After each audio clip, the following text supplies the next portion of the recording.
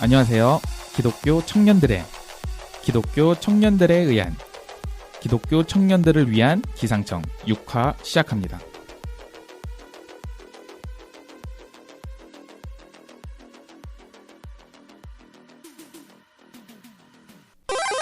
오늘은 바둑이라면은 알파고 이세돌밖에 모르는 저희를 위해서 한번 바둑이란 무엇인가, 그리고 바둑계에 있는 그리스도인은 어떤가, 이런 게 궁금해가지고 게스트분을 모셨습니다.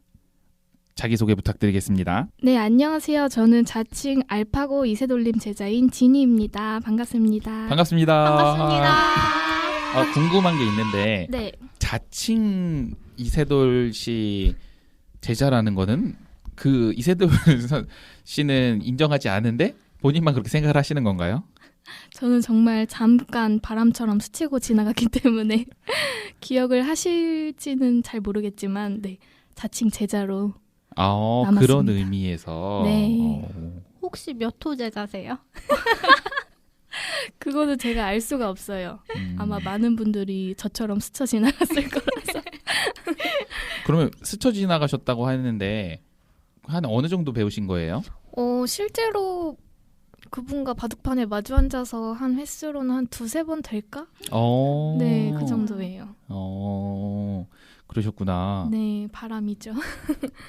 그러면 생각보다 많은데요? 많은가요? 네, 저는 혹시 한 번? 뭐 이렇게 생각해서 그래서 진짜 스쳐 지나갔나 이 생각했는데. 한 번이나 2-3번이나. 바둑은 그러면 언제부터 시작했나요? 저는 7살 때부터 시작했는데 보통 7살에서 초등학교 저학년 안에 시작을 많이 해요, 대부분. 네. 신앙생활은 언제부터 하셨어요? 저 신앙생활은 좀 애매하긴 한데 그 무렵에, 그 유치원생 무렵에 교회를 다니기는 했어요. 엄마 손잡고 교회를 다녔었는데 그때 다니다가 이제 바둑 시작하면서 교회를 못 다닌 것 같아요. 부모님이 그 바둑 학원을 시작하셔가지고 제가 바둑을 시작한 거였거든요. 근데 그러면서 교회와 자연스럽게 멀어졌다가 제가 고등학교 3학년 때 동네에 있는 교회를 찾아가게 되면서 그때부터 신앙생활을 다시 하게 되었어요. 흥미롭네요. 어떻게 근데 교회를 찾아가게 됐어요? 그때는 제가 동성애 친구가 별로 없었어요. 바둑을 하다 보니까 남사친이 너무 많아서 여사친이 너무 필요한 거예요. 그 나이 때는 대부분 그렇잖아요. 그럴 수 있죠. 네, 그래서 교회를 가보자 생각이 든 거죠. 그때는 뭐 신앙도 뭣도 없이 그냥 친구가 필요해서 교회를 찾아가게 됐었죠. 마르타님 같은 경우에는 지금 교회를 찾고 있는 중이잖아요. 그렇죠. 그러면 약간 참고가 될 수도 있을 것 같아서 질문을 드리는데, 교회를 가실 때 어떤 기준을 두고 교회를 찾아가셨어요? 가까운 거요? 역시. 하이파이브 한번 해야겠네요. 제일 중요하죠. 그렇죠. 제일 중요하죠. 네. 지금 듣다가 네. 이랬던 게, 부모님이 이제 학원 차리시면서 교회하고 멀어지셨잖아요. 네. 부모님도 그러면은 못 가신 거세요? 부모님도 잘은 기억은 안 나지만 신앙생활을 막 했던 그런 느낌은 또 아니었어요. 그냥 동네 친한 몇 분이랑 이제 왔다 갔다 하시는 그런 느낌이었는데 일을 시작하시면서 자연스럽게 좀 멀어진 것 같아요. 학원은 주일에도 해요? 그건 이제 학원마다 조금씩 달라요. 학원마다 조금씩 다른데 저희 부모님이 하시는 학원은 그러니까 전문으로 프로를 양성하는 그런 학원이어서 주말까지 계속 일을 하시다 보니까 좀 어려워졌죠. 그러시다 보니까 그러실 수 있겠다. 네. 그러면 이게 혹시나 섣부른 일반화가 될까봐 질문을 드리는 건데, 네. 바둑이라는 것을 직업을 갖고 그런 걸 준비를 하는 사람들은 주의를 지키기가 어려운 이 환경인가요?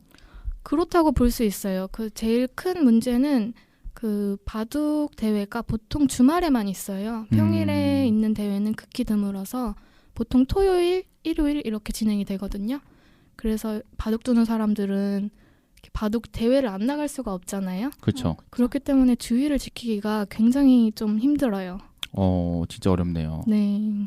뭐 저 예전에 저희 아버지 때문에 마라톤 한창 엄청 나간 적이 있는데 마라톤 대회가 항상 일요일에 있어요. 네. 그래서 그때는 뭐 어렸을 뭐 학생 때였으니까 교회를 안 나갔었죠. 마라톤 대회가 있는 날은. 아 신난다 이런 거 아니에요? 아니요, 마라톤이 너무 힘들었어요. 보통 바둑이라 하면은 조금 약간 연식이 있는 분들 같은 경우에는 네. 이창호 선수, 이창호 구단이라고 하나요? 네네. 그리고 요즘은 이세돌 선수가 유명하신데 그쵸. 이세돌 선수는 보신 적이 있으시다고 했고 네. 이창호 구단 보신 적 있으신가요? 아 그럼요. 뵌 적은 많아요. 왜냐면 저희 바둑하는 친구들은 보통 중학생에서 고등학생 정도 되면은 그 바둑 알바를 시작해요. 조금씩. 뭐 프로 기사들이 바둑을 둘 때 가서 그 내용을 수선을 기록을 하거나 아니면 초를 세주는 역할을 알바로 하는데 그때 이제 많은 프로 기사님들을 볼 수 있어서 저도 그렇게 이창호 기사님을 몇 번 뵌 적이 있죠. 신기했겠다. TV에서 보던 사람 눈앞에 있으니까. 맞아요. 이 대기사가 내 눈앞에 있다니 이런 대기사. 느낌. 그쵸, 대기사가 그쵸. 뭐겠구나. 전설이었죠 이창호님은. 그럼 네. 사인 받으셨어요? 아니요. 사인을 받아서 팔으셨어야죠. 바둑판에 사인 받아가지고. 그 이세돌님이 알파고랑 대국하기 전에 사인을 받아놨어야 되는데 아하. 그게 제일 아쉬워요. 진짜 떡상이 비트코인 아니에요? 그러니까요. 저는 이창호 선수를 엄청 많이 들었던 게 제가 나온 학교를 나오셨어요. 그래서 학교 선생님들이 엄청 얘기를 하는 거예요. 저희는 모르는데 옛날에 창호가 말이야 이러면서 얘기를 하시는데 우리 하나도 모르고 근데 그래서 저희 학교는 바둑하는 학생들을 엄청 키우는 학교여서 바둑부가 한 반에 2명씩 정도 있었어요. 근데 걔네들은 알겠죠. 근데 문제는 뭐냐? 걔네 바둑하는 친구들은 학교에 안 나왔어요.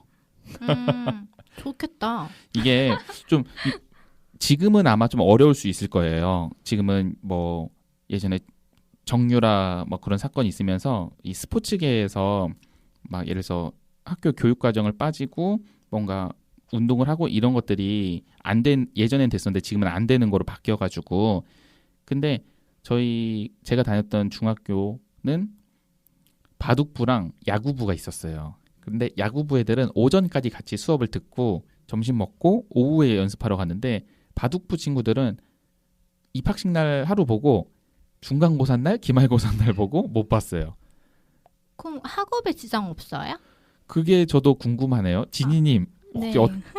우리 요술 캠프 진희님 알려주세요. 저 네. 전교 2등 했어요. 막 이러는 거 아니에요? 학업에는 전혀 집중을 할 수가 없죠. 왜냐하면 바둑 두는 친구들은 보통 아침에 일어나서부터 밤에 잠들기 전까지 바둑 공부를 해요. 그렇게 하는데 그 중에서 나는 학업까지 2마리 토끼를 잡겠다 하는 친구들이 있을 수 있잖아요. 근데 그 친구들은 그럼 그 순간부터 경쟁력에서 밀리게 되니까 이제 그런 친구들은 보통 거의 없다라고 볼 수 있어요. 왜냐하면 그 공부량이 그게 비례하기 때문에 네.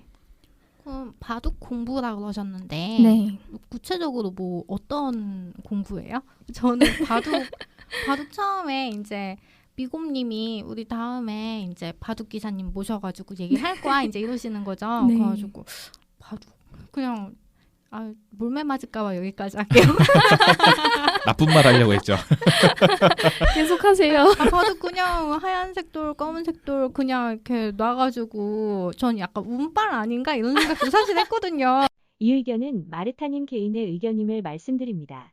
이게 진짜 이게 근데 제가 가장 평균의 생각이에요. 왜냐면은 평균 아닌 것 같은데요. 평균에서 모자라요, 사실 제가. 이해하겠습니다. 네, 근데 그 이세돌 선수하고 네. 알파고하고 이제 막 한창 이제 대전한다 그러나요? 네. 그때 이제 전 그거 보면서 약간 그냥 운빨보다는 이게 전략이 필요하다. 아, 그 전략이 필요하구나라고 생각을 했거든요. 그래서 지금 바둑 공부라고 그러시니까 어떤 게 필요한지 혹시 한자 막 이런 거 잘 알아요? 그리고 한자는 뭐 크게 상관은 없고요. 보통 프로 기사들이 직접 둔 내용을 수순을 놓아보면서 여기는 왜 이렇게 뒀을까? 여기는 왜 이렇게 됐지? 라는 것을 스스로 연구를 하고 그런 좀 복잡하고 심오한 공부를 하기 때문에 끝이 없어요. 네. 그 공부는. 음식 레시피 같은 건가요? 뭐 설탕 3스푼, 이 사람은 설탕 3스푼, 소금 2스푼을 넣는데 나는 여기서 한 소금 반 스푼 더 넣어보겠다. 약간 이런 식으로 발전도 되는 건가? 표현력이 너무 좋으신데요. 지금 미곰님 표정 완전 장난 아니에요. 한심 그 자체. 아니요. 어떻게 보면은 바둑 공부라는 게 자기 수양 같은 느낌이네요. 이게 정답이 딱 우리가 수능 공부하듯이 이 문제는 이게 답이다가 없이 안개 속에서 정상을 찾아가는 듯한 그런 공부 느낌이 저는 드는데 그런 건 아닌가요? 맞아요. 그게 이게 정석이라는 단어 아시죠? 수학의 정석에서 그 정석인데 바둑 격언 중에 정석은 알고 잊어버려라라는 격언이 있어요. 오. 이게 무슨 뜻이냐면 정해진 수순에 이런 한 변화가 있는데 그 변화를 외우고 있되 그 변화를 매 순간 사용하지 말라는 뜻이거든요. 그 바둑은 진짜 답이 없어가지고 이 순간에 이렇게 똑같이 두는 게 정답이 아니어서 굉장히 어렵죠. 네.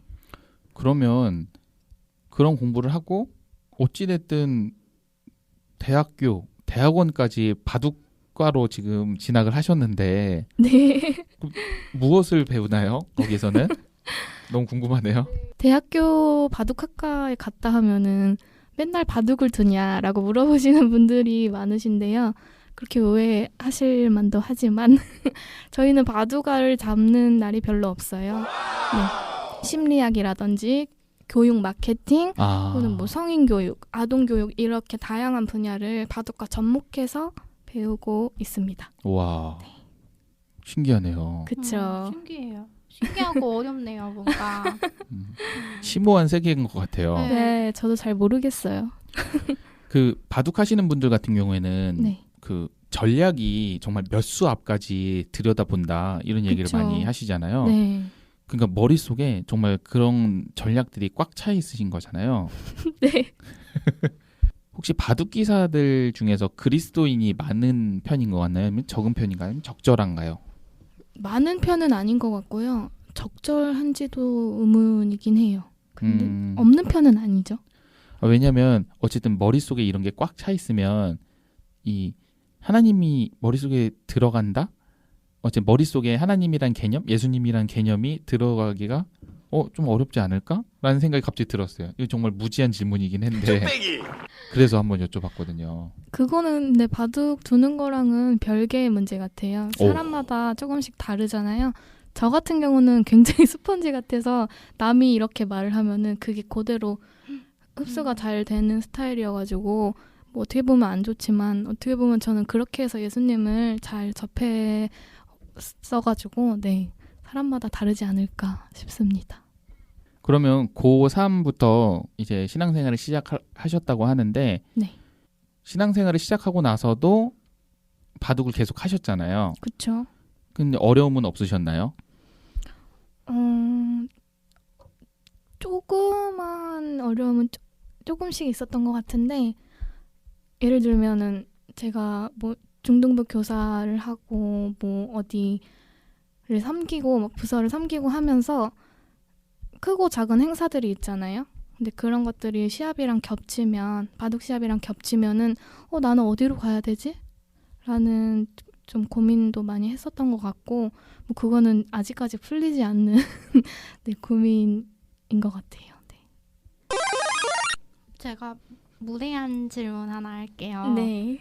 처음에 이제 미곰님이 그래서 이제 바둑 기사님 온다 그러셔가지고 전 당연히 남자겠거니 생각을 했거든요. 네. 맞아요. 근데 이제 여자분이시라는 거예요. 그래서 제가 거기서 여자도 바둑을 제가 이 얘기를 했거든요. 아니 왜 막 TV나 이런 거 보면은 신문 봐도 그렇고 거의 남자분들만 이제 기사로 활동을 하시는 것 같길래 그쵸, 저 여자분 네. 처음 봤거든요. 그래가지고 혹시 여자 바둑 기사님들은 성비가 어느 정도 돼요? 지금 현재 한국 프로 기사들 중에서는 남자 프로 기사가 한 300명 조금 넘고요. 여자 기사는 한 70명 가량으로 차이가 좀 나긴 하는데 그래도 최근에는 알파고 출연과 뭐 등등 해서 바둑도 많이 알려지고 있어서 여자에서도 좀 많이 프로 기사를 꿈꾸는 학생들이 더 많아지고 있는 것 같아요. 그럼 방금 학생이라고 하셨잖아요. 네. 보통 나이대가 그러니까 처음 이제 배우기 시작하는 나이가 아까 좀 네. 막 어렸을 때라고 하셨잖아요. 7살? 네. 그때라고 하셨잖아요. 그럼 막 30대, 40대 이제 와가지고 시작하는 경우도 있나요? 뭐 바둑을 취미로 배우고 싶다고 이렇게 오시는 분들은 계셔도 그렇게 좀 넘어가서는 업으로 삼고 싶은 분들은 안 되는. 어려워요? 제가 막 누군가의 가능성을 막고 이러고 싶진 않지만 많이 어렵죠. 네. 혹시 이유가 어떤 이유 때문에? 그거는 어떻게 대답을 해야 되죠? 저도 잘 모르겠어요. 글쎄요, 머리가 굳나? 프로 기사들도 보면은 보통 30대 넘어가면서 조금씩 이렇게 바둑이 꺾이시거든요. 네, 그렇게 평생을 하신 분들도 한 3, 40대가 되면은 바둑이 많이 꺾이는 그런 현상들이 있는데 처음 시작하시는 분들이 3, 40대다 하면은 많이 좀 어려울 것 같아요. 그런 이유면은 그러겠네요. 네. 저희 업계도 제가 이제 디자인 일을 하는데 네. 저희 업계도 이제 30대, 40대 넘어가면은 실무보다는 그냥 관리 쪽으로 이제 넘어가거든요. 저희도 이제 머리가 굳었다 이렇게 표현을 하는데 창의력이 나오는 게 이제 뽑아 나오는 게 아무래도 덜 하니까 덜 싱싱하니까 그래가지고 이제 그렇거든요. 그럼 그쪽도 어떻게 보면은 연령대 이제 조금 제약이 있네요. 그러면 그렇죠. 네. 진희님은 그 대전을 하실 때 이제 남자분하고도 이제 이렇게 경기를 하실 거잖아요. 네. 그렇죠. 혹시 여자로서 약간 취약하다고 느끼시는 점 있으실까요? 경기하시면서 아니면은 그쪽에 이제 몸담고 계시면서? 바둑이 좀 특이한 점이 뭐냐면 머리 쓰는 게임으로 많이 알고 계시는데 보통 다른 스포츠들과 비슷하게 여자와 남자 딱 대결을 했을 때 차이가 좀 많이 나는 편이에요. 뭐 축구나 이런 다른 경기들을 봐도 여자 선수와 남자 선수는 좀 뭐 피지컬적인 면도 있겠지만 실력적으로 좀 차이가 나기 때문에 따로 이렇게 대결을 하잖아요. 바둑도 마찬가지로 여자와 남자가 차이가 좀 많이 나더라고요. 왜 그런지는 잘 모르겠지만 그래서 최근에는 여자 선수는 남자 시니어 선수들과 대결을 많이 해요. 왜냐하면 네, 아까 말씀드린 것처럼 남자 기사분들도 어느 정도 좀 연령대가 지나가면 실력이 좀 많이 떨어지시기 때문에 그때 되시는 분들이랑 여자 기사들이랑 이렇게 많이 붙거든요. 같은 연령대의 여자 선수와 남자 선수가 붙는다? 이런 경우는 많이는 없어서 그게 약간 어쨌든 바둑이 계속 집중을 해야 되고 어쨌든 오랜 시간 동안 지속이 되는데 체력적인 거랑 좀 연관이 되는 건가요? 그렇죠. 체력도 네, 굉장히 중요해요. 어떤 판은 막 7, 8시간 걸리기도 하고 하기 때문에 계속 한 자리에 앉아서 머리를 쓴다는 게 네, 좀 체력이 많이 필요하죠. 그 50분 하고 10분 쉬고 이렇게 하나요? 7시간, 8시간 어떻게 앉아있어요? 그쵸. 근데 바둑은 뭐 쉬는 시간이 따로 정해져 있고 이런 게 없어서 그냥 자신에게 주어진 시간 내에 바람도 쐬고 뭐 흡연하시는 분들은 나가서 흡연도 하시고 이렇게 들어오시고 하더라고요. 네.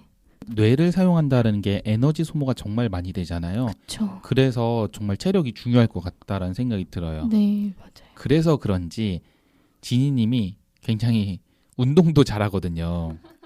제가 봤을 때 웬만한 체대 여자만큼 하는 왜냐면은 예를 들어서 대학교에서 체육대회를 하면 남자들 경기 같은 경우에는 물론 체육과 애들이 기술적인 거나 체력적인 게 더 좋기 때문에 이기는 경우가 많지만 그래도 일반 그 스포츠에 관심이 있는 비전공생들하고 차이가 그렇게 많이 나지 않거든요. 근데 여자 아이들은 정말 차이가 많이 나요. 체육과 여자애들과 비전공인 여자 사람들이 붙으면 이게 남자랑 여자랑 하는 건가 싶을 정도의 갭을 정말 많이 느꼈거든요. 근데 제가 봤을 때 지니님은 그냥 체육과 여자라고 해도 믿을 것 같은 그런 능력을 가지고 있어요. 체구가 굉장히 작으신데 신기하다. 그런가요? 작은 거인이시네요. 그러네. 지니님이 네. 운동을 뭘 잘하실 것 같아요? 스포츠? 투포한? 투포한이라 잘하신다고 힘이 좋다고 하시니까. 바둑은 과연 스포츠인가요? 좀 아니다. 몸을 막 격하게 쓰지 않잖아요. 네, 그렇게 생각하세요, 마르타님은? 네. 그러면 지니님은 어떻게 생각하세요?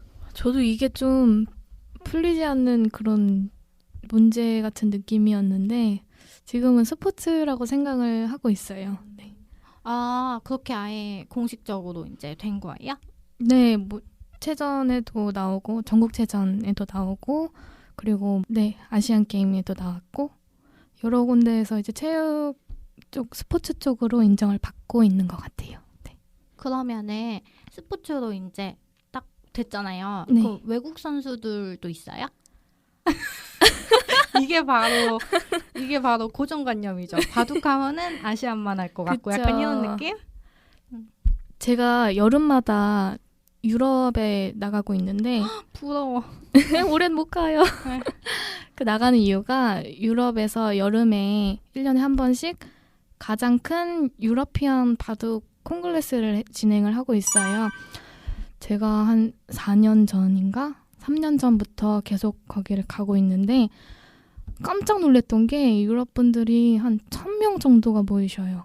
다 바둑을 두시는 분들이에요. 그래서 유럽에서도 이렇게 바둑을 많이 두고 있구나라는 것을 저도 그때 처음 알았거든요. 아시아만의 스포츠가 아니라 이제 전 세계적으로 많이 알려지고 있는 그런 스포츠입니다. 네.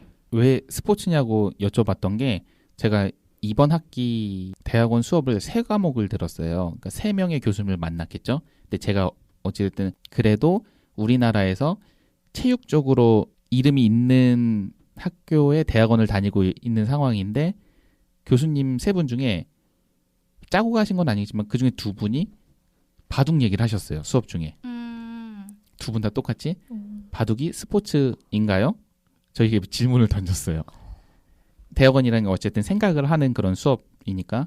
근데 한 분은 결국 결론 냈는데 바둑은 스포츠가 아니다 라고 단호하게 물론 아시안 게임 전국체전에 들어가 있지만 체육이라고 볼 수는 없다. 무슨 이론을 뒷받침하면서 그러니까 그렇게 말씀하세요? 그 교수님은 어쨌든 체육과에서 계속 연구를 하셨던 분이고 육체적인 이 활동을 해야 스포츠지. 그거는 스포츠로 인정할 수 없다라고 했고 교수님 한 분은 고민해봐야 될 부분이다. 우리가 이게 근데 그 교수님은 아니다, 맞다라고 말하진 않고 어쨌든 우리 방금 지니님 말씀하신 것처럼 전국체전에도 분명히 있고 그리고 아시안 게임에도 있는데 과연 우리는 이거를 스포츠로 봐야 할 것인가라고 하면서 말씀하셨던 것이 스포츠, 체육, 운동 이런 뭔가 혼재되어 있는 이 용어들의 선을 어디까지 할 것이냐. 그러니까 바둑이 게임이냐라고 했을 때는 다들 오케이예요. 오케이, 게임. 근데 바둑이 운동입니까? 아니 운동이라 그러면은 그러니까 운동했을 때 머릿속에 연상되는 거는 몸을 되게 활발하게 움직이고 땀이 나고 숨이 차고 이런 것들이잖아요. 네. 근데 바둑은 땀은 물론 흘리겠지만 막 격하게 막 그런 행위는 이루어지지 않으니까 그러니까 이거는 진짜 말 그대로 두뇌 싸움인 거잖아요. 그래서 저는 그럴까라고 이제 생각이 드는 거죠. 그래서 저는 제가 수업 끝나고 제가 내린 결론은 바둑은 체육은 아니다. 근데 스포츠는 맞다.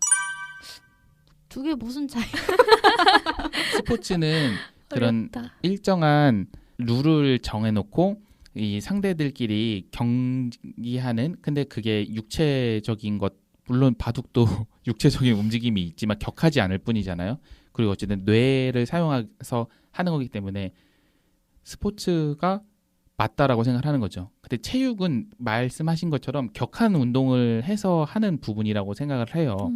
그러니까 어떻게 보면은 그렇게 되면은 좀 애매한 종목들이 사격, 카드놀이, 뭐 그런 것들 포커. 애매하죠. 근데 바둑은 스포츠라고 생각을 하는데 지금 사실 이 바둑은 논란, 이 이야기거리가 좀 지났어요. 요즘 체육계에서 또 논란이 되고 있는 게 e스포츠. e스포츠? 그럼 e스포츠. 이제 이거 넘기고 이제 딴 게임업은 빨리 고릅시다. 그래서 e스포츠는 뭐냐라고 하는데 아직까지 체육 쪽 교수님들 같은 경우에는 e스포츠는 아예 허용을 하시지 않는데 뭐 바둑처럼 인정되어질 부분들이 있을 거라고 생각을 전 하거든요. 그래서 저는 어쨌든 체육 쪽에 있는 사람이고 또 지니님은 바둑 쪽에 계신 분이니까 생각이 어떻게 좀 다른가 한번 질문을 가져온 거거든요. 네, 이거 근데 굉장히 어려운 문제인 것 같아요. 실제로 바둑 두는 사람들한테 이렇게 체육이냐 물어봤을 때 그것을 뭐 어떤 이론이나 근거를 뒷받침하면서까지 말을 할 수 있는 사람이 얼마나 될까라는 생각도 들고 네, 좀 어려운 질문이네요. 네. 진희님 개인적인 생각은요? 저는 아까 말씀드린 것처럼 스포츠 맞다. 스포츠? 네. 진희님 신상 팝니다. 저도 스포츠 맞다고 생각합니다. 전 아닙니다. 이렇게 다르게 생각할 수 있는 부분이라서 가져온 그쵸, 거긴 네. 해요. 그럼 아까 제가 얼핏 말씀드렸는데 왠지 바둑하면 아시안만 하는 것 같고 네. 그다음에 저는 바둑 하신다길래 되게 수수하시고 물론 지금 뭔가 막 되게 막 이렇다는 얘기는 아니고요.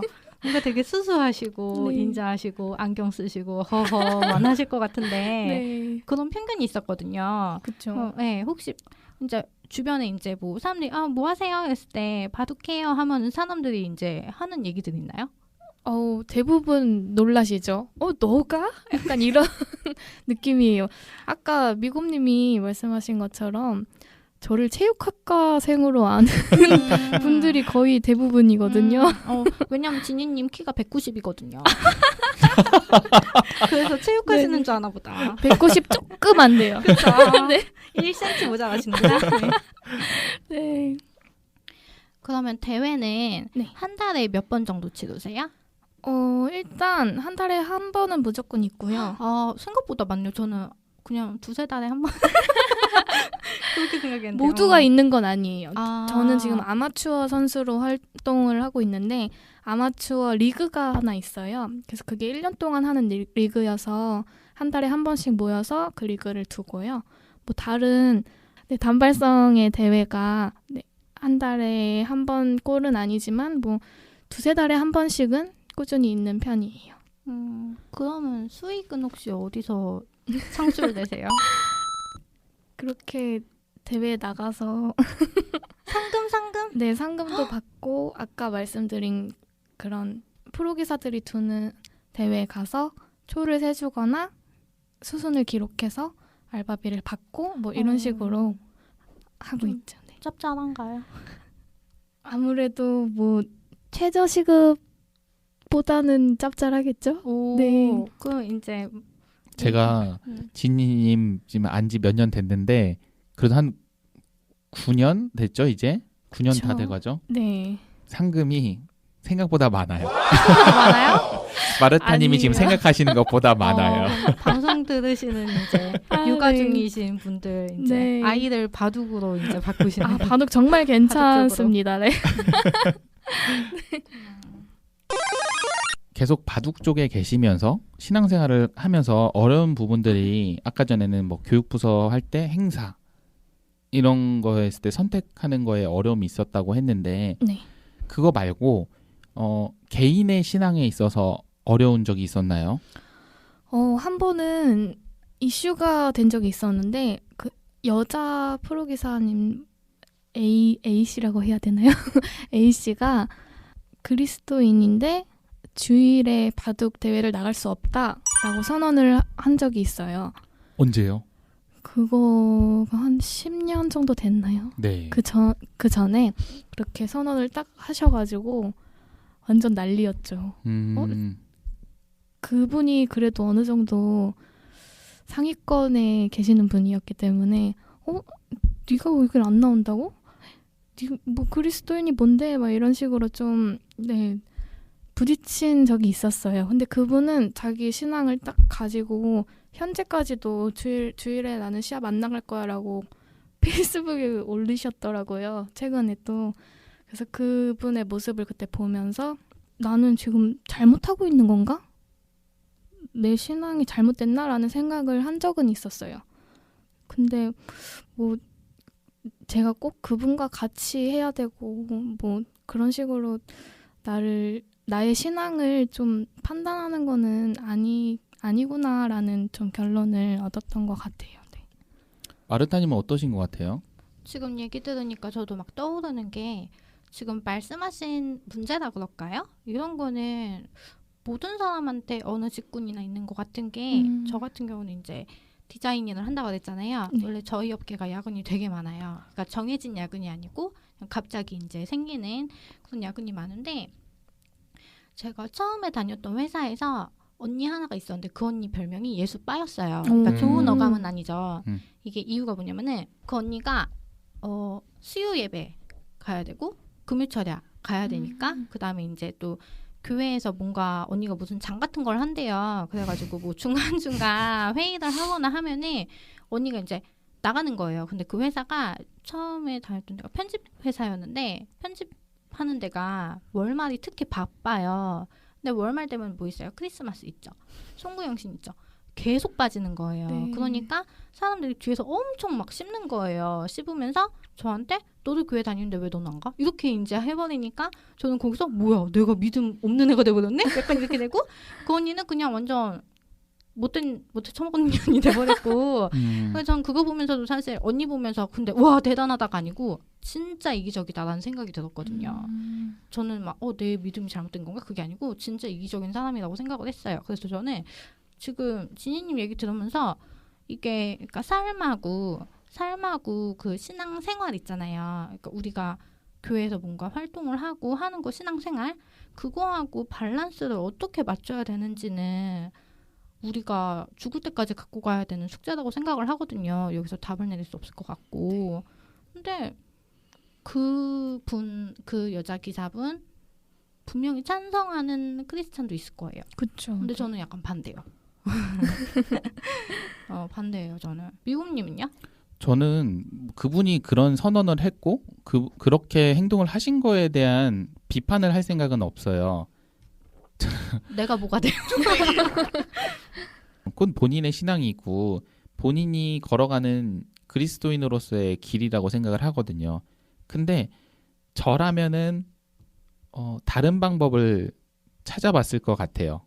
어떤 느낌이냐면 뭐 내가 주의를 지키는 게 정말 내 신앙에 있어서 너무 소중하고 그리고 내가 이거를 지킴으로써 비그리스도인들이 와 진짜 이 사람은 신앙적으로 올바로 서서 저 사람이 믿는 예수는 누굴까라는 게 궁금해지면 그랬어도 괜찮은데 결국에는 뭐 그 언니처럼 다들 뒤에서 욕하는 경우가 더 많잖아요. 그죠? 그분도 욕을 많이 드셨나요?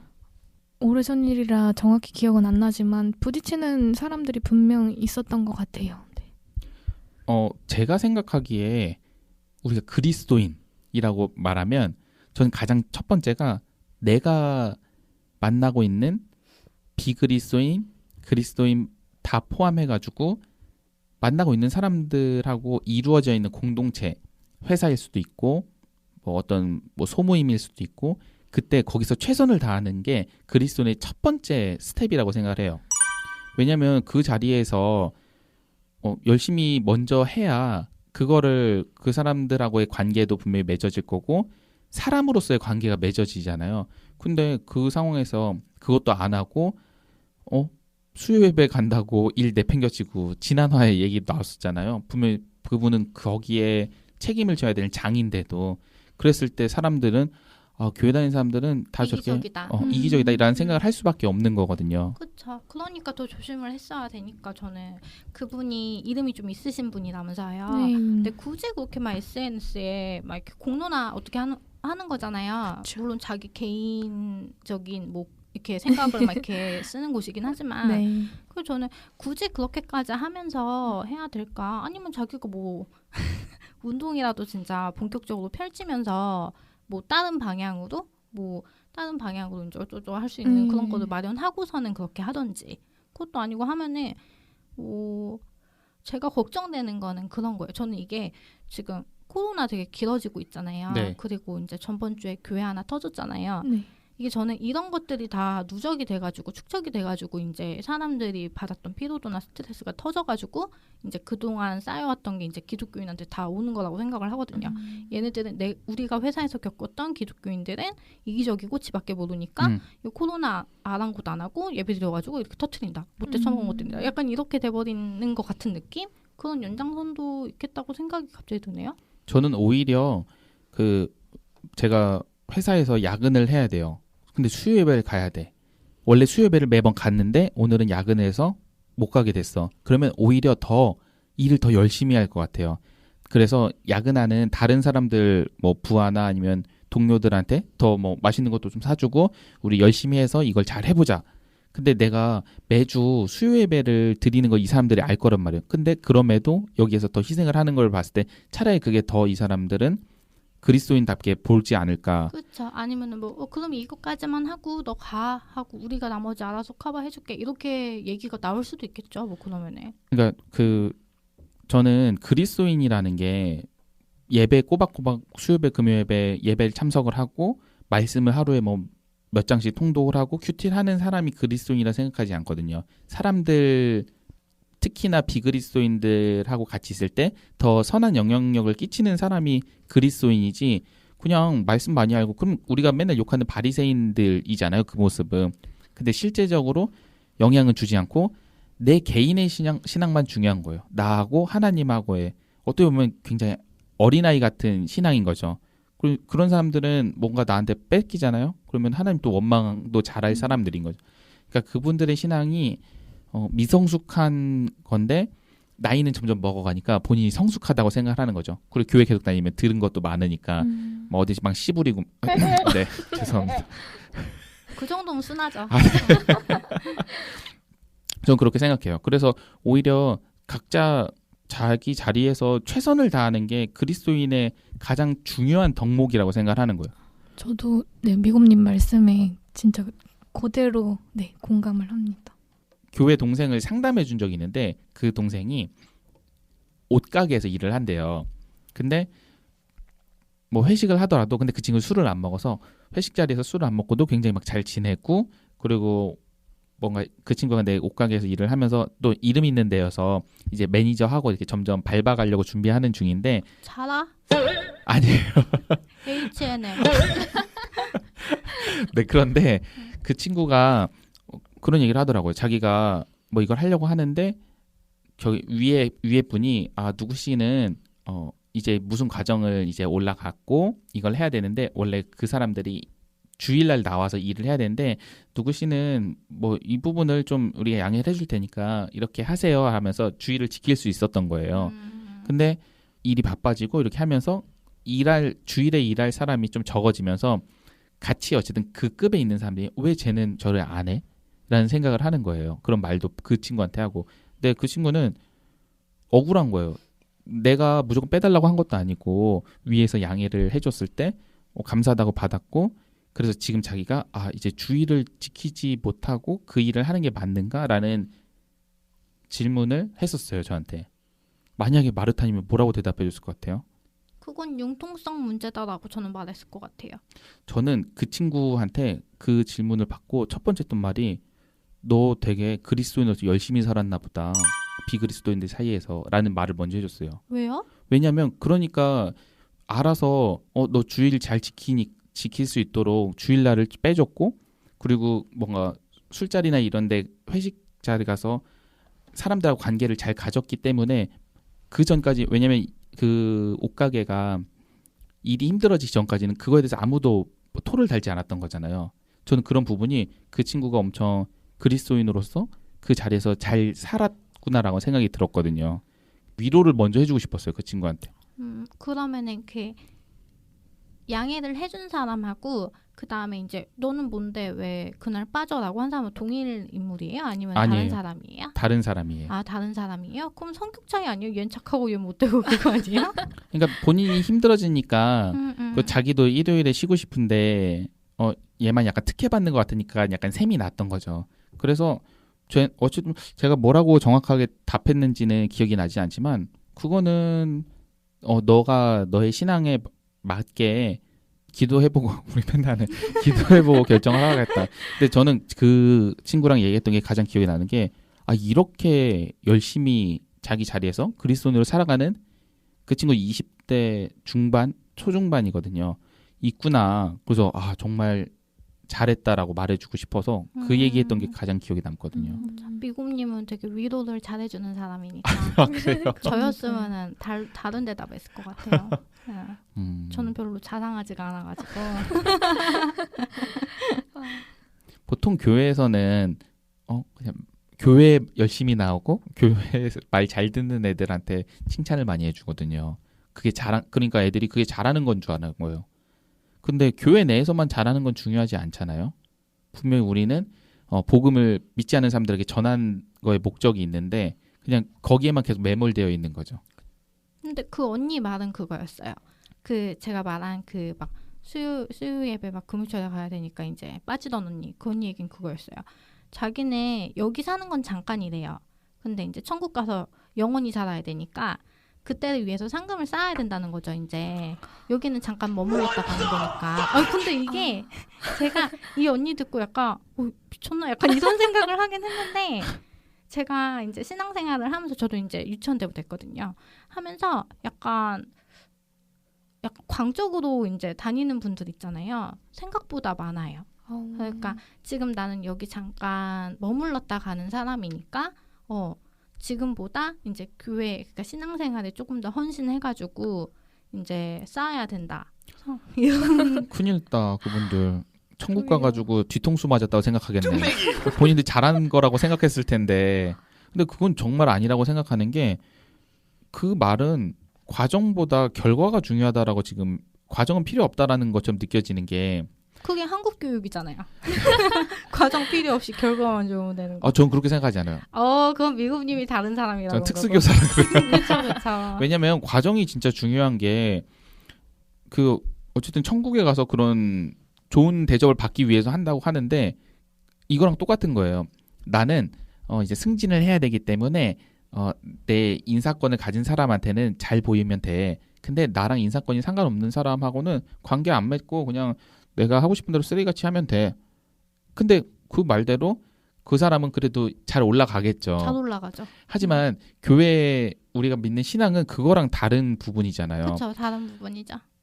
왜냐면은 우리가 예를 들어서 하나님께서 인사권을 가진 사람이라고 치면은 그 사람이 그렇게 하는 모습을 보고 얘는 못 써먹겠네. 사람들하고 잘 어울리지도 못하고 나는 이 회사를 운영하는 사람인데 같이 잘 못 어울리네.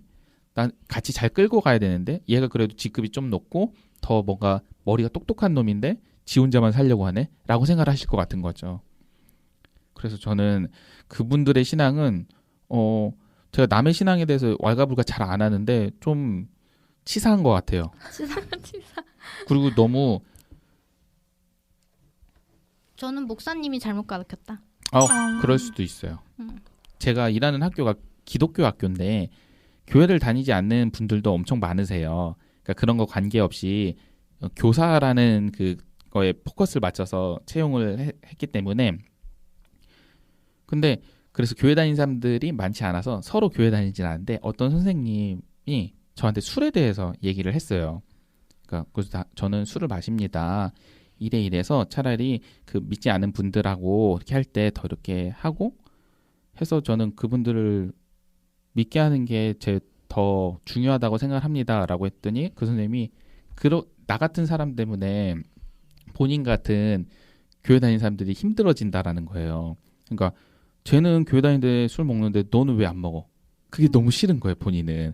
그러니까 나는 술을 먹지 않는 그리스도인으로 쭉 가야 되는데 그거를 나라는 사람, 먹는 사람 때문에 본인의 신앙이 힘들어진다는 거예요. 근데 그거 어떻게 생각하세요? 개소리요. 개소리죠 진짜 그거는. 그러니까 자기 기분 나쁘니까 자기 기분 맞춰서 너도 술 먹지 마라라는 것밖에 안 들렸거든요. 저는 저는. 그 되게 자기 신념 그냥 되게 겉멋들은 신념이라고 생각해요. 그러니까 자기 마음에 단단하게 박혀 있는 신념이 아니고 그럴싸해 보이고 싶은 신념인데 단단하지 못하니까 주변 환경의 말에 의해서 휘둘리는 거죠. 저라면은 만약에 제가 진짜 술을 안 마시는 이유가 진짜 굳건하게 있다면은 주변에서 뭐 어쩌고저쩌고 해도 그냥 그래 그냥 난 내 길 가겠다 약간 이럴 것 같은데. 오늘도 또 결국 술 얘기가 나왔네요. 빠질 수 없는 얘기인가요? 경기 하실 때 기술하고 운하고 네. 몇 대 몇이에요?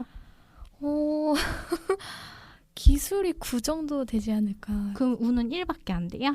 1 될지도 모르겠어요. 네. 아 그러면 거의 기술이 10이 될 수도 있겠네요? 그럴 것 같아요. 근데 그 기술도 어떻게 보면 머릿속에서 팍팍 떠올라야지 되는 거잖아요. 네. 혹시 나 이때 하나님이 도와주셨다 이런 적 있으세요? 네, 있어요. 저 듣고 싶어요. 저 오늘 있었거든요. 저 오늘 그런 거 있었거든요. 제가 작년 초죠. 그 프로를 뽑는 입단 대회라고 있어요. 그 1년에 한 번씩 하는데 저는 프로 준비를 5, 6년 전에 그만뒀기 때문에 뭐 프로가 되고 싶다 막 이런 미련은 없는 상태였는데 그냥 진짜 말 그대로 그냥 나간 거였거든요. 근데 나가면서 준비도 없이 나갔죠. 집에서 그 시합장까지 차로 한 30분? 30분 정도 걸려요. 그래서 혼자 이렇게 다니면서 평소엔 듣지 않던 그런 찬양들로만 가득 채워서 운전을 해서 이렇게 다니는 거죠. 그러면서 막 갑자기 막 그때 홀리해지고 막 그 기간 동안만 엄청 홀리해지고 이런 저의 모습을 근데 그 거의 다 네네. 그러지 않나요? 뭔가 빅데이 앞두고 막 그런 거 그런가요? 있지 않나? 저도 그러는데. 그죠? 네. 소위 신앙이 좋다 이게 평타를 치는 분들도 그때 되면 더 집중해서 맞아 기도를 맞아 하시죠. 맞아. 네, 그쵸. 근데 저는 그런 게 되게 싫었었어요. 막 스스로 싫으셨어요? 그때는 몰랐는데 원래 그 전부터 싫어했고 지금도 싫어하는 게 저 이거 시험 있는데 잘 하게 해주세요. 막 이런 식의 기도를 거의 안 해요. 저는 물론 안 하는 게 맞는 건 아니지만 저는 그런 게 좀 싫어가지고 안 했었는데 그 시즌에 갑자기 제가 뭐 어떻게 삘이 와가지고. 네, 삘이 와가지고 막 찬송 부르고 막 기도하면서 가고 막 대국 앞두고 막 바둑판 앞에서 앉아가지고 막 기도하고 그랬었거든요. 근데 그때 제가 꽤 잘했어요. 물론 제가 프로가 되지는 못했지만 결정국까지 가가지고 네. 결정국이면은 뭐예요? 끝판왕? 그쵸. 거의 결승인 거죠. 네. 네. 거기까지 올라가서 뭐 다른 사람들이 다 저가 프로가 될 줄 알았다 할 정도로 되게 잘 올라가서 잘 했거든요. 근데 그때 뭐 프로가 되지는 않았었지만 좀 그래도 하나님이 도우심 없이는 내가 그렇게까지는 할 수 없었던 것 같은데 뭔가 그런 생각이 좀 들었어요. 막 뒤에서 막 손을 이렇게 안아주는 것 같은 그런 느낌 이런 거 없었어요? 고스트 바둑왕 아니었고요. 그렇죠. 실제로 왜냐하면 제가 굉장히 센 상대랑 대전을 하게 됐는데 그 상대가 마지막에 실수를 좀 했어요. 그래서 좀 아까 제가 운이 작용하지 않는다고는 했지만 운이 작용을 해서 좀 운 좋게 이긴 턴도 있고 그랬었거든요. 그래서 그분이 믿는 신한테 기도 안 한 거 아니에요? 제가 이긴 거죠. 그러면 어쨌든 그게 약간 간증거리라고 생각을 하시고 말씀을 해주셨는데 그 사건을 통해서 혹시 무슨 남는 게 있었나요? 경험, 신앙적인 경험? 제가 아까도 말씀드린 것처럼 뭔가 이렇게 일정한 신앙생활을 하다가 뭐가 중대한 뭔가 걸렸다고 막 주세요 하는 구하는 기도를 기도. 네네 좀 싫어했었는데 내가 구하지도 않고 나만 믿고 가는 것도 좀 아닌 것 같다라는 생각도 들었고 어쨌든 구하시면 주시는 주님인데 나는 뭐 주님한테 바라지도 않나? 좀 이상하긴 한데요. 네. 그러니까 지니님이 싫어한다고 말했던 분이 우리가 흔히 말하는 기복신앙의 대표적인 모습이거든요. 근데 지니님은 무신앙보다는 기복신앙이 낫다. 맞나요? 제가 맞아요. 그런 것 같아요. 네. 이럴 때라도 내 주님한테도 가까이 가는 게 그 뭐 가만히 있는 것보다 낫지 않을까. 물론 뭐 저의 생각은 쭉 그렇게 주님과 가까워야 되고 이래야 되지만 뭐 그게 안 된다면 무신앙이라면 뭐 괜찮아요. 저는 기복신앙이에요. 기복신앙의 네, 결정체라고 할 수 있죠. 저는. 그렇구나. 네. 저는 창의력이 필요한 직업이라고 말씀드렸잖아요. 네. 아이디어가 안 나올 때가 있어요. 그러니까 저희가 한번 이제 프로젝트가 떨어지면은 시안을 이제 기본 3개부터 시작하거든요. 3개 했는데 이제 넘어갔는데 그쪽에서 이제 더 다른 거 해달라고 하면 이제 또 해주고. 근데 한계가 있을 거 아니에요. 한 사람이 계속 뽑아내기가 로봇도 아니고. 그럼 전 그때 잠깐 화장실 가서 기도를 해요. 아이디어가 안 나와요. 어떻게 하죠? 저 이거 밥벌이인데 어떻게 하죠? 잘리면 어떻게 하죠? 막 기도를 해요. 네.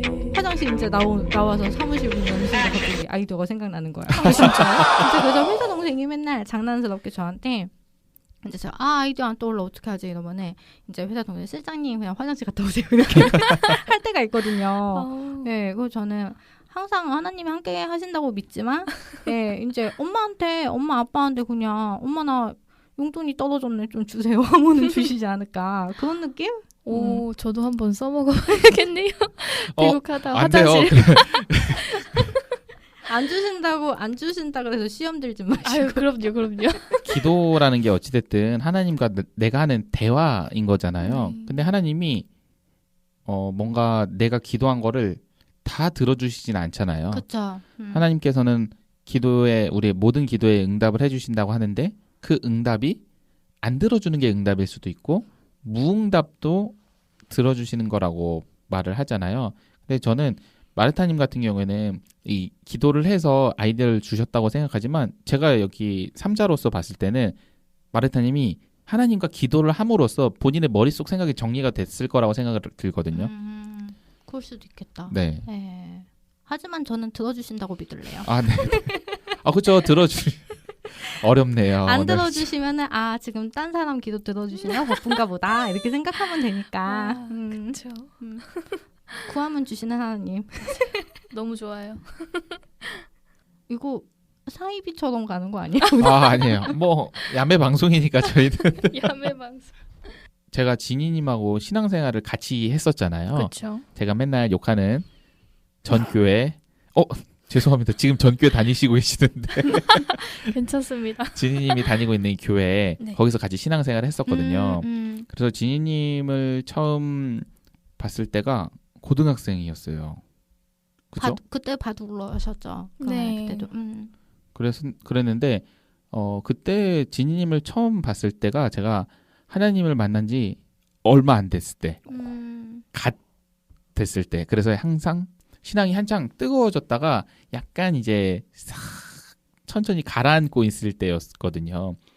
그러다가 좀 우연한 계기로 지니님하고 같이 교육부서를 하면서 사실 그때는 우리가 신앙생활이라기보다는 재밌게 놀았어요, 많이. 맞아요. 그때는 놀죠. 네, 중고등부 때는. 저는 성인이었고 그리고 또 저도 성인으로 지니님도 넘어갈 때요. 20살이 네. 되면서 이렇게 돼서 같이 중등부 하던 사람들하고 진짜 재밌게 놀았거든요. 그래서 그 과정들이 있어서 저는 지금의 저도 있다고 생각을 하거든요. 그때가 같이 했던 신앙생활이 굉장히 기반이 많이 됐었거든요. 그때 교육자분도 워낙 좋으셨고 지니님은 그때 신앙생활이 좀 잘 됐었나요? 어쨌든 나이 차이가 좀 있어서 나는 재밌는데 동생들은 재미가 없었나 싶어가지고요. 저도 뭐 그때가 가장 기억에 남는 때였던 것 같아요. 저도 뭐 누군가가 어떻게 신앙생활 시작했어라고 물어보면은 좀 네, 미곰님이 저의 신앙생활에 많은 영향을 끼쳤다라고 말을 하고 있거든요. 눈치 보는 거 같아요. 왜 학교에서 복학생 오빠가 막 찝쩍하면 진짜 싫잖아요. 같이 놀자 그러면은 솔직하게 말씀하시면 되는데 괜히 왜 눈치 보시면서 티 났나요? 네, 티 많이 나요. 미국님 주먹 푸시고요. 아. 솔직한 방송 부탁드립니다. 네, 근데 정말로 네. 그때는 미곰님뿐만 아니라 제가 20살 때였으니까 20살, 21살, 22살, 23살 이렇게 단계적으로 좀 많은 분들이 같이 어울려 주셔가지고 뭐 미곰님이랑 저랑 나이 차이가 있다고 해서 그게 막 느껴지고 이러진 않았던 것 같아요. 정말 다 같이 재밌게 놀았어요. 그렇게 시작했죠. 네. 그죠. 보통 교회 공동체, 교회 이 모임이 하면은 사람들이 생각하는 편견이 있는데 저희는 사실 그때는 그런 게 많이 안 느껴졌어요. 정말 가족 같은. 어떤 편견이요? 편견 뭐 있어요? 뭐 교회 사람들 모이면 별로 안 친한데 친한 척하는 거? 친한 척하고. 저 그거 많이 당했죠. 네. 그리고 막 이렇게 앞에서는 그런데 뒤에서 막 욕하고 약간 편가르고 그쵸. 그런 것들이 네. 있을 거란 편견이 있는데 그거 사실은 내 편견이 아니고 네, 그런 사실들이 많은데 네. 저희는 그런 부분들은 없었던 것 같아요. 그래도. 네, 확실히 없었어요. 그러니까 서로 분명히 우리 부족한 부분들이 많은 사람들끼리 모여서 그 부족한 것들을 서로 이렇게 채우고 서로 이해하면서 나갔던 것 같아요. 그럼 지금은 그 모임 깨진 거잖아요. 네. 그러면은 이제 지금 계신 교회에서는 또 다른 모임에서 또 즐겁게 계시는 거세요? 뭐 그렇겠죠? 교회 홍보하시면 되겠다. 오세요 이런 거. 신앙생활 같이 하면서 가장 기억에 남았던 이 일이 있나요? 이번에 갔던 선교? 이번이라 하면 언제요? 1월에요. 1월에 네. 캄보디아. 네. 음. 기억에 남는 이유는 이제 코로나 때문에 아, 출발 전전날에 팀원이 반쪽이 돼가지고 네, 가지 못할 수도 있겠다까지 갔던 것 같아요. 좀 반토막보다 더 날아가서 네, 그때는 좀 힘들었는데 뭐 저희가 하는 게 아니더라고요. 확실히 하나님이 다 하셔서 너무 은혜로웠죠. 너무 재밌었고 더 힘들었기 때문에 더 기억에 남는 것 같아요. 네. 위기는 곧 기회라는 게 가끔씩 느껴져요. 위기가 그냥 위기일 때도 있긴 한데 어찌 보면은 그 팀원들이 다 같이 갔을 때 오히려 힘들었을 수도 있는 상황이었을 수도 있다라는 생각이 드네요. 그렇죠. 네. 그럼 바둑 선교 이런 거 하시나요? 바둑 선교는 개인적으로 하면 좋겠다 정도로 생각하고 있는데 저 아이디어 생각났어요. 그거 아세요 혹시? 그 공원 같은 데 가가지고 공원 계신 막 할아버지나 아니면은 약간 노숙자분들까지는 안 오셨던 것 같은데 여튼 그런 분들한테 이제 몇천 원씩 쥐어드리면서 교회 전도를 하신다고 그러더라고요. 그러니까 전도가 아니죠. 이렇게 자리 채우는 그런 활동을 많이 한다고 하시더라고요. 이제 대형 교회에서 특히 총동원 주일 이럴 때 그게 이제 채워야 되는 인원 할당량이 있기 때문에 각 조마다 그래가지고 뭐 이제 가가지고 이제 하고 한다는데 솔직히 전 그거 보고서는 좀 더럽다라는 생각이 들었거든요. 꼭 그렇게 하면서 머릿수 채운들 물론 그중에 뭐 10명 중에 하나, 100명 중에 하나라도 진짜 하나님 만나면은 진짜 감사한 일이겠지만 저는 돈이 투입되는 순간 그런 게 없어질 거라고 생각을 하거든요. 네. 그래서 저는 갑자기 떠오른 아이디어인데 이제 탁골공원 이런 데 좀 적적하신 어르신들한테 가가지고 네, 장기 한 판씩 하시면서 이제 선교를 하는 거죠. 어때요? 괜찮은 아이디어 괜찮죠? 같은데요? 네. 그러면 만약에 이제 지니님이 이제 한 명 전도하셨어요. 그렇게 그럼 저한테 이제 건당 주시면 돼요. 제가 아이디어를 드렸으니까. 그거는 하늘에서 받으실 것 같은데요. 그러게요.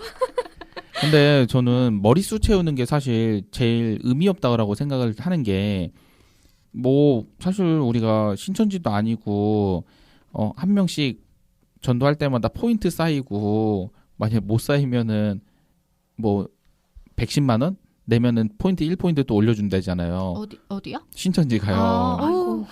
거기도 진짜 비닉부 비닉빈인가?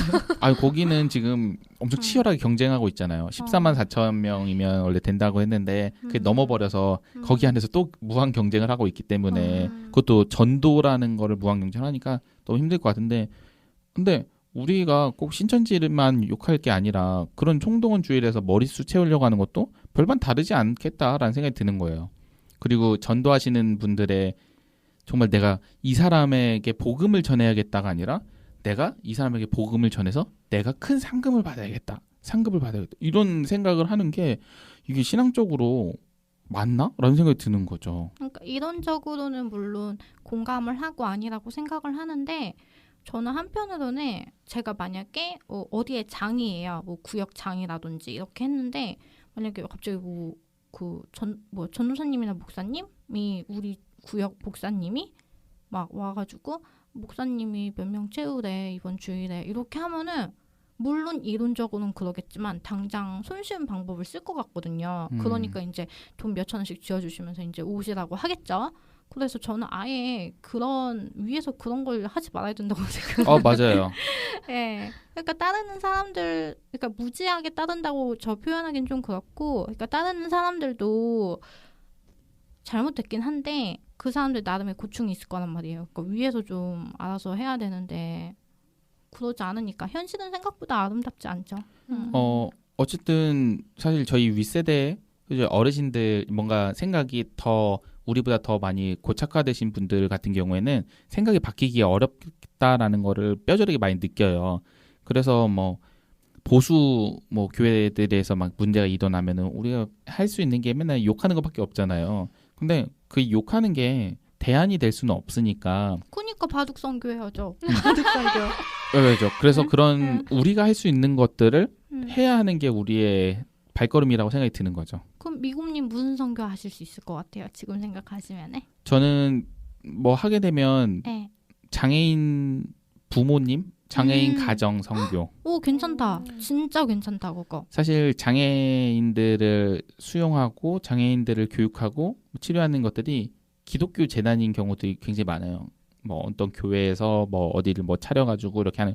근데 그 사람들은 사실 그 기독교 그런 것 때문이 아니라 뭔가 치료나 특정의 목적을 필요로 해서 오는 거기 때문에 또 그런 것들을 강요할 수도 없는 사회잖아요.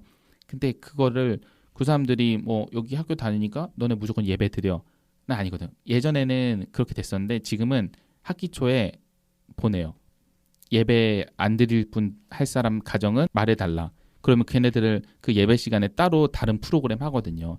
그런 식으로 강요를 할 수가 없는데 좀 더 그 상황이 되면 고민을 해보겠는데 어떻게 하면은 이 아이들 그리고 그 가정에 하나님을 더 알려줄 수 있을까라는 고민을 할 것 같아요. 일단은 제가 지금 몸을 담고 있는 게 그거니까 사실 뭘 하든 그쪽으로만 먼저 생각이 나는 것 같아요. 지금은 저는. 그럼 나중에 우리 방송 커지면은 한번 실천해봐요. 같이 어벤져스 팀 만들어서 저는 제동을 받겠습니다. 현란한 춤솜씨. 커질까요? 언젠가는. 제가 사실 뭐 특정 정치 성향을 갖고 있는 사람은 아닌데 어떤 엄청 유명하신 분이 이런 말을 한 적이 있어요. 어떤 분이 알려주셨는데 리얼리스트가 되라. 다만 가슴속에는 불가능한 꿈을 품어라. 라는 것을 말씀을 해주셨는데 저는 이게 되게 제가 신앙적으로 가지고 있는 지향점하고 되게 비슷한 것 같아요. 그러니까 여기서 말하는 가슴속에는 불가능한 꿈을 품어라 라고 하는 거는 복음을 전하는 거죠. 그리고 마르타님한테는 제가 얘기했는데 제가 뭔가 부정적인 얘기하는 거를 잘 못 들어요. 들으면 내가 너무 힘들어지고 그래서 계속 일부러 더 긍정적인 얘기를 많이 하고 긍정적인 생각을 많이 하는데 제 가슴속에는 그런 어쨌든 복음이 전해질 거다. 그리고 세상은 아름다워질 거라는 불가능한 꿈을 품고 있는 거죠. 아니요, 왜 가능한 거죠? 가능할까요? 저는 어느 정도 눈하고 귀 닫으면 가능하다고 봐요. 네. 근데 리얼리스트가 되어라 라는 부분은 저는 내가 할 수 있는 걸 하자. 지금 그냥 내가 쫄딱 망해가지고 정부 욕하고 있고 뭐 나한테 사기쳐 사람들 욕하고 그냥 그러고 있는 게 아니라 뭐라도 하는 거죠. 나가서 폐지라도 줍는 거죠. 진짜 할 게 없으면. 뭐 없으면은 지금 이렇게 우리 지인들만 듣고 있지만 이게 방송을 통해서 이 신앙적인 고민들을 같이 하는 거죠. 제가 늘 얘기를 하지만 우리 방송이 뭔가 답을 내리는 방송이 아니잖아요. 그냥 그리고 우리가 굉장히 성숙한 그리스도인도 아니잖아요, 사실. 미곰님만 그렇죠. 다 성숙하세요? 저 빼고. 전 그냥 성숙한 인간. 그렇기 때문에 이 방향성을 계속 가기 위해서 이런 방송을 하는 거거든요. 그리고 이렇게 마르타님하고도 그리고 게스트분하고 얘기를 하면서 제 신앙도 계속 점검을 하고 있는 거죠. 그리고 제가 이렇게 여기서 뭔가 잘난 척하면서 막 떠들어대는 말을 주워 담기 위해서라도 더 열심히 살지 않을까라는 생각을 해요. 저는 하도 이상한 말을 해가지고 이상한 말이요? 네 방송에서 이상한 말만 해가지고 다행이네요. 지킬 게 없겠네요. 지니님, 네. 그 혹시 방송을 저희 오늘 오시기 전에 네. 들어보셨잖아요. 네. 마르타님에 대한 그 이미지가 실제로 봤을 때는 좀 어떠세요? 처음 마르타님 목소리 들었을 때 엄청 귀여우시다. 귀엽죠 지금. 네, 너무 귀여워요. 네, 귀여우시다 생각했는데 진짜 귀여우시고요. 네, 귀엽습니다. 아유 복 받으실 거예요. 아유. 귀엽다밖에 할 말이 없는 건가요? 아니요, 강조하는 거예요.